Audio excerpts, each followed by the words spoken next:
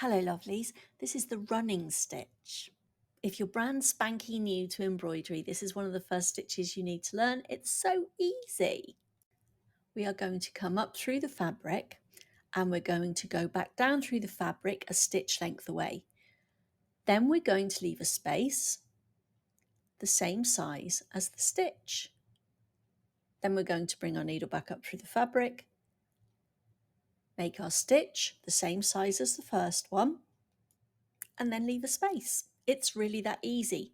You need to try and keep all your stitches the same size, all of your spaces the same size. Sometimes easier said than done looking at this example, but a stitch, a space, a stitch, a space, that's your running stitch. You can use this for outlines, you can use it for lettering, you can even use it as a filler stitch, but it's also the base stitch for an awful lot more embroidery stitches.